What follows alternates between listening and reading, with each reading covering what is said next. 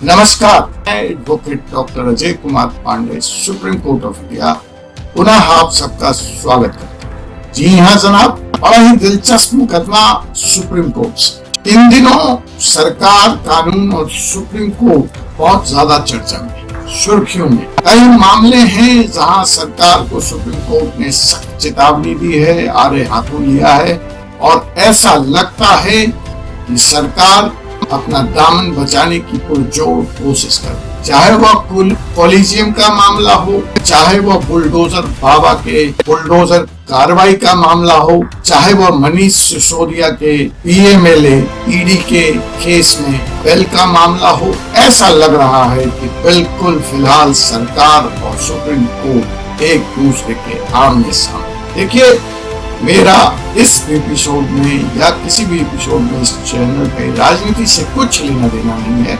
मैं तो सिर्फ आपसे कानून की बात करूंगा और देश में जो चल रहा है वह आपके तक लेके आऊंगा। अगर आप चाहते हैं कि कानून की ताजा तरीन जानकारी यूं ही आपके पास पहुंचती रहे, पार्टनर्स के इस वीडियो को सब्सक्राइब कर लें, इस चैनल को सब्सक्राइब कर लें और बेल आइकन बटन पे प्रेस करके लेटेस्ट नोटिफिकेशन भी प्राप्त करें।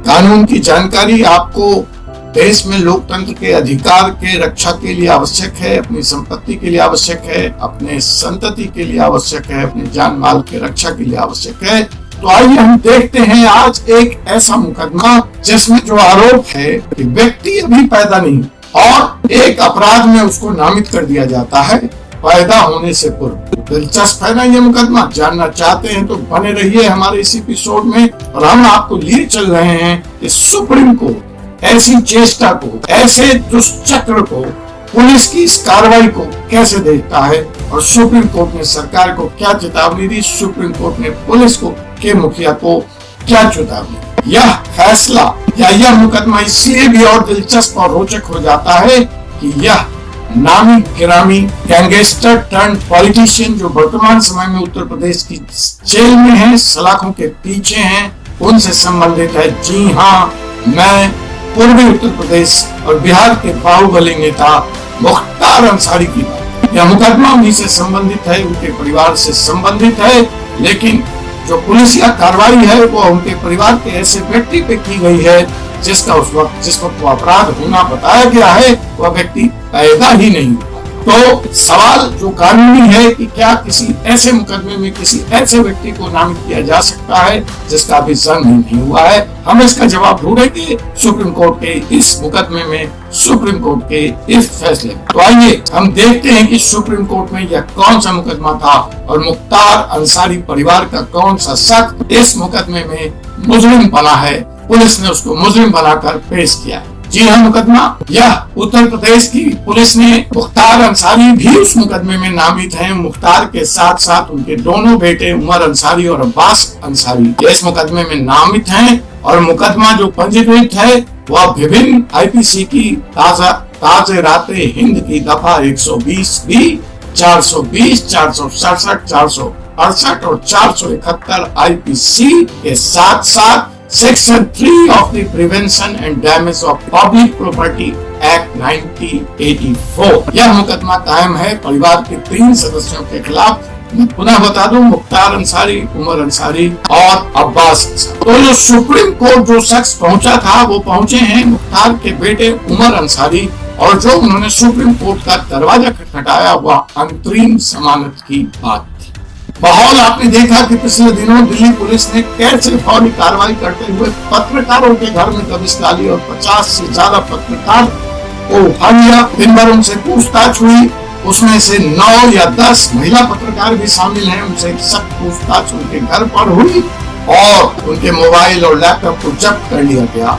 उन्होंने भी सुप्रीम कोर्ट के चीफ जस्टिस ऑफ इंडिया से गुहार लगाई है कि यह कैसा कानून का राज है, पुलिस की ऐसी मनमर्जी कैसे चल सकती। इधर संजय सिंह लगातार ईडी पे आरोप लगा रहे हैं कि वह उनका इनकाउंटर करना चाहती है। उधर मनीष सिसोदिया के जमानत के फैसले पे सुप्रीम कोर्ट ने जो सवाल पूछे वहां ईडी फिलहाल निरुत्तर नजर आती है। संजय सिंह के बेल के मुकदमे के सुनवाई के दरमियान भी ईडी फिलहाल निरुत्तर नजर आती है। लेकिन आइए हम तो अपने मेन मुकदमे उमर अंसारी पर आते हैं, जहां सुप्रीम कोर्ट में कहा हुआ और जो मैं पुख्ता जानकारी लेकर आया हूं वो बातें तो मीडिया की है, लेकिन इस मुकदमे की बात मैं पुख्ता जानकारी सुप्रीम कोर्ट से लेकर आपके पास आया हूं। तो देखिए जी, इस परिवार के 3 लोगों के खिलाफ जो मैंने धाराएं बताई 120B, 420, 467, 468, 471 IPC and damage of public property act 1984 लगाया गया। पुलिस इसमें मुख्तार तो पहले से जेल में बंद है, उनके दूसरे बेटे उमर अंसारी को गिरफ्तार करना चाहती थी।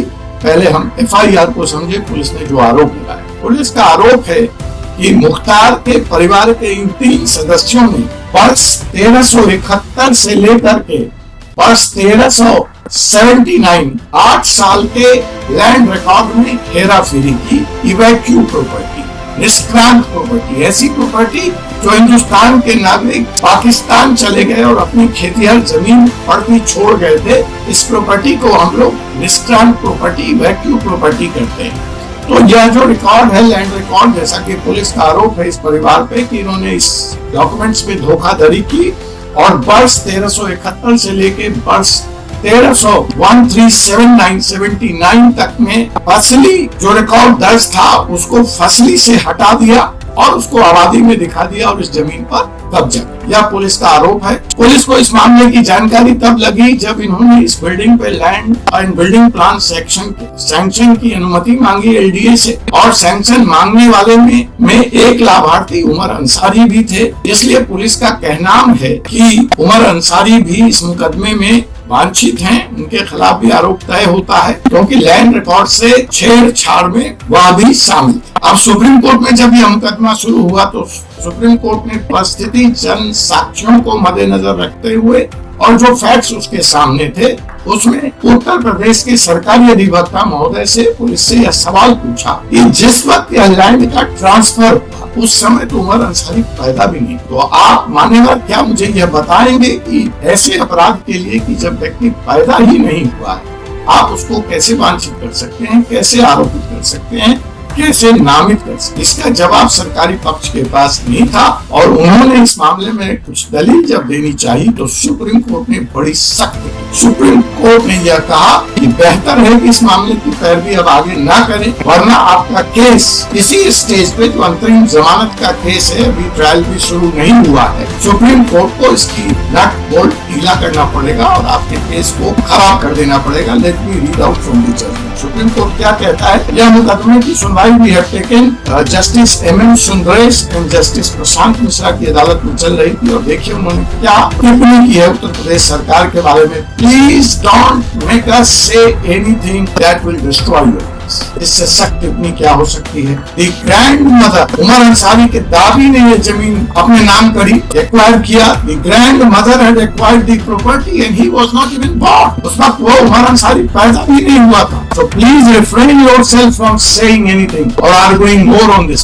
यह कह करके सुप्रीम कोर्ट ने सरकारी पक्ष के वकीलों को चुप करा दिया और अंतरिम जमानत के फैसले पर उमर अंसारी के मोहर लगा। इसका तो मतलब हुआ इलाहाबाद हाई कोर्ट के फैसले को भी सुप्रीम कोर्ट ने उल्टा कर दिया और जैसा कि पीछे जस्टिस चंद्रचूड़ का एक बड़ा फेमस कथन आया है सुप्रीम कोर्ट में कि jail is the exception and the bail is the norm. Supreme court बार बार निचली अदालतों को, निचली अदालतों के जजों को चेतावनी दे रहा कि अनावश्यक तौर से आप लोगों को जेल के सलाखों के पीछे न रखें। आप इस बात का ध्यान रखें कि कानून में बेल का प्रावधान है, जेल विशेष परिस्थितियों में, एक्सेप्शनल केसेस में दिया जाना चाहिए। तो सुप्रीम कोर्ट ने जो कहा वह इस मुकदमे में उसने कर भी दिखाया। और एक जो बड़ी इंपॉर्टेंट बात आप तमाम अधिवक्ता साथी जो इस वक्त इस चैनल से जुड़े हैं और जो तमाम लिटिगेंट भारत के दूर जगहों से इस मुकदमे को सुन रहे हैं उनके लिए खुशखबरी और है सुप्रीम कोर्ट से।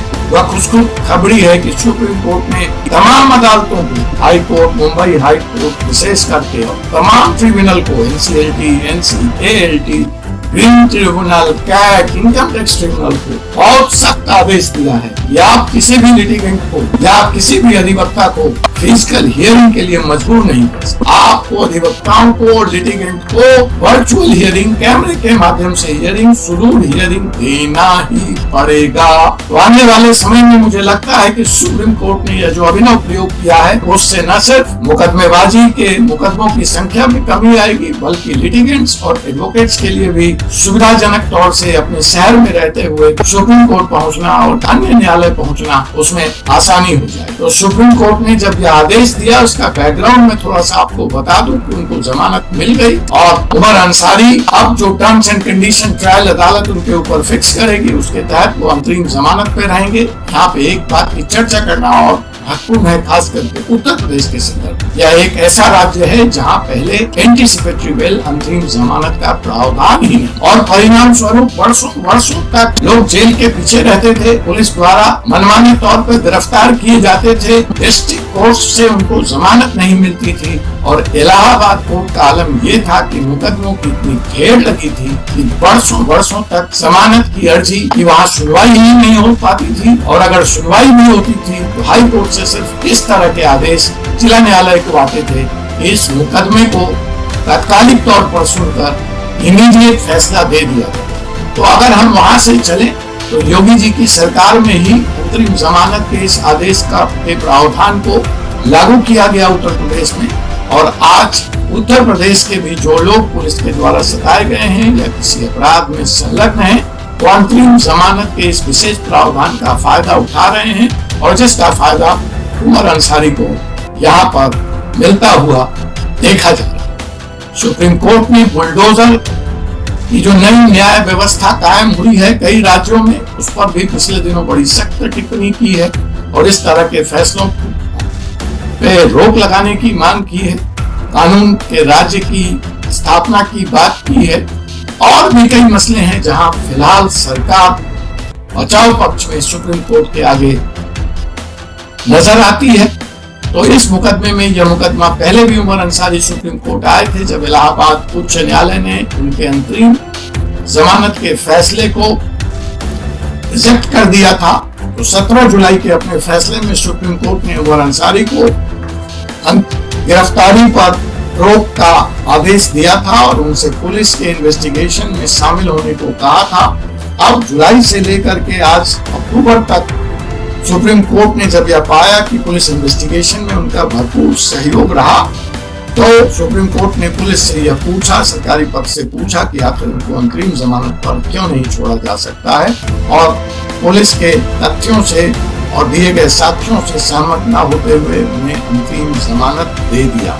इलाहाबाद हाई कोर्ट का जो पक्ष था, जमानत नहीं देने का जो चार्ज था, उसके दो ग्राउंड थे मुख्य तौर पर। पहला ग्राउंड ये था कि उमर अंसारी बेनिफिशियरी हैं इस गलत तरीके से एक्वायर की गई जमीन के लाभ के, इसलिए अपराध उन पर बनता है।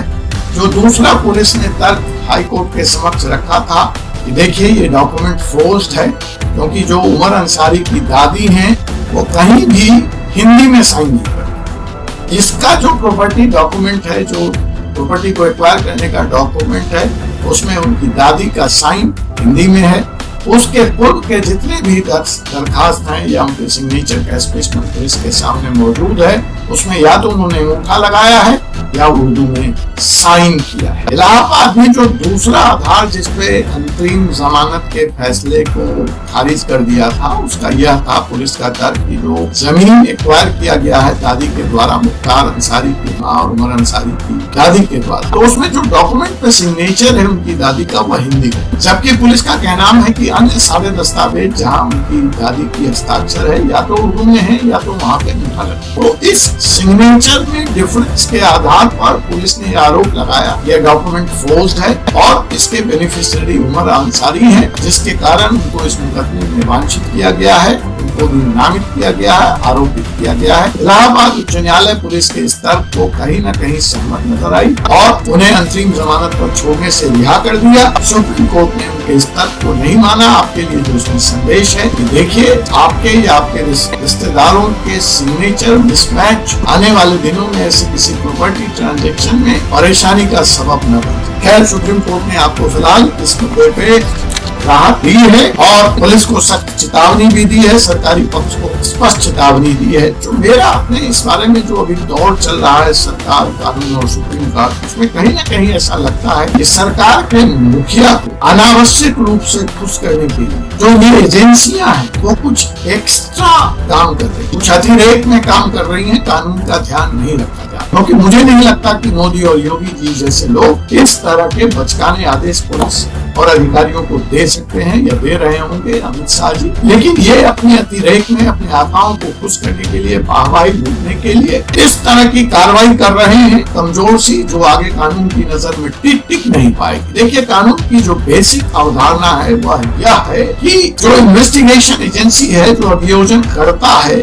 उसको एक केस बनाना पड़ेगा। एक आम आदमी भी बिना किसी कानूनी बारीकियों को समझे यह साबित करने में सक्षम हो कि हाँ, यह जो आरोप जिस व्यक्ति पर लगाया गया है वो अपराधी है। This is the basic acid test. कानून में हम लोग इसको बेसिक एसिड टेस्ट कहते हैं। यह अपराध का जो अभियोजन पक्ष है वो इतना सुनियोजित, ग्रांड, ट्रांसपेरेंट, सख्त से भरपूर होना चाहिए कि एक आम आदमी भी कह दे कि हाँ, इस व्यक्ति ने अपराध किया है और उसके बच के जाने का कोई भी रास्ता वहाँ पे न छूटे। अगर मैं इस एसिड टेस्ट के आधार पर पिछले दिनों जो मुकदमे सुप्रीम कोर्ट पर आए और उसमें जिस तरह का सुप्रीम कोर्ट ने रिलीफ दिया, वो कहीं न कहीं सरकार के लिए, विशेषकर योगी जी, मोदी जी और अमित शाह जी के लिए एक संदेश है कि वह इन अधिकारियों पर अंकुश लगाएं और ऐसे मुकदमों से जिससे सरकार की बदनामी होती है, जनता के बीच में अलोकप्रियता बढ़ती है,